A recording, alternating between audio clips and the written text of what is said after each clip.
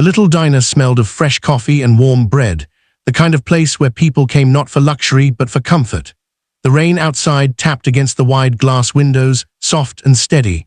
Inside, a young waitress named Emily James carried a tray with the ease of someone used to long shifts. Her apron was faded, her shoes worn, but her smile, bright, patient and kind, was the kind that made even the coldest days feel warm. That afternoon, the door swung open, and in rolled a young boy in a wheelchair.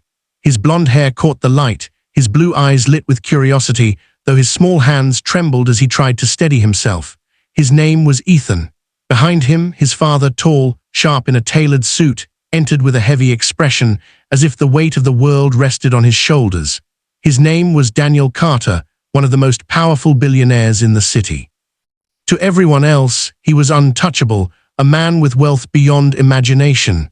But to Ethan, he was simply Dad. Daniel helped his son to the table and ordered food, his voice calm but distracted. His phone buzzed constantly, emails and calls from his empire demanding his attention. But as he glanced at his son, struggling to pick up a fry with shaky fingers, his heart clenched with helplessness. Ethan needed patience, care, and time, things Daniel often felt guilty for lacking. Emily noticed. Without hesitation, she crouched beside Ethan, her voice soft as if she were talking to her own little brother. "Want some help, buddy?" Ethan's eyes widened, uncertain, but when Emily picked up a fry and offered it playfully, he giggled. "Say, she teased, and Ethan opened his mouth, laughing as she fed him. For the first time that day, his smile filled the room. From the doorway, Daniel froze. He had gone to take a call outside, but when he returned, he stopped short at the sight before him, a waitress, kneeling at his son's side, feeding him with such tenderness and joy, as if nothing in the world mattered more. Ethan's laughter echoed like music. Daniel's chest tightened. He had spent years keeping Ethan sheltered from judgmental eyes, years believing people would only see his son's disability, not his spirit. Yet here was this young woman who saw Ethan's joy before she saw his wheelchair. Emily wiped Ethan's chin gently, her own smile wide. "You've got a big appetite, huh?" she said, making him laugh again. Daniel felt something stir inside him, gratitude, admiration, maybe even hope. When the meal was over, Daniel reached for his wallet. He pulled out several bills, sliding them onto the counter, but Emily shook her head firmly. "No charge today." Daniel frowned. "That's not necessary." Her gaze flickered to Ethan, then back to Daniel. "It's not for you, it's for him. He made my day." For a man used to people doing everything for his money, the words cut deeper than he expected. This woman hadn't seen his wealth, hadn't cared for his power, she had cared only for his son. That night, long after they had left the diner, Daniel couldn't stop thinking about Emily. He replayed Ethan's laughter over and over, realizing how rare it had become. His son deserved that kind of joy every day. So Daniel returned. At first once, then again, then nearly every afternoon. Each time Emily was there, feeding Ethan, talking with him, asking about his favorite colors and superheroes.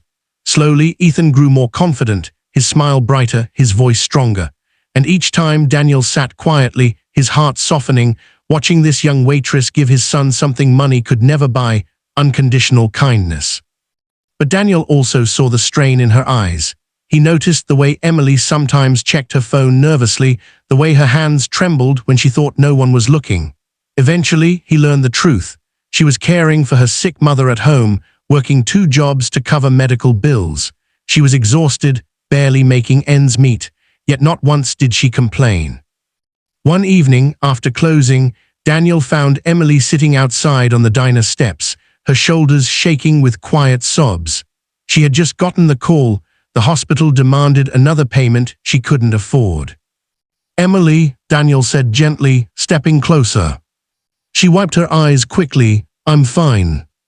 But Daniel wasn't fooled. He sat beside her. "You've given my son something I thought I'd lost forever.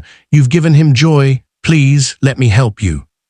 Emily shook her head, pride in her voice. "I don't want charity." "It's not charity," Daniel replied softly. "It's gratitude." At that moment, Ethan wheeled up beside them, his small voice breaking the silence. "Don't go, Emily. You make me happy, you make Dad happy too." Tears filled Emily's eyes. That was the moment she allowed herself to accept their help. From then on, everything changed. Daniel paid off her mother's medical bills and arranged for the best doctors. He offered Emily a new job, not as a waitress, but as Ethan's caregiver, teacher, and friend. It was a role she stepped into naturally, her warmth and patience transforming Ethan's world. Of course, not everyone approved. The media discovered the story, splashing headlines about the billionaire and the waitress. Some whispered she was using him for money. The pressure nearly drove Emily to leave, but Ethan's words stopped her once again. Family doesn't leave, right? So she stayed. And together, the three of them built something stronger than any rumor.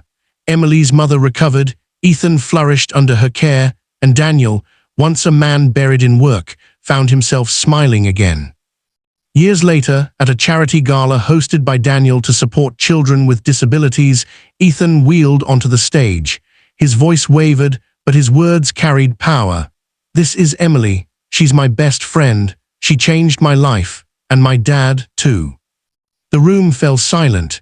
Daniel's eyes met Emily's across the crowd, filled with gratitude, pride, and something more, love. The billionaire had thought he had everything, but only when a waitress fed his disabled son did he realize the truth.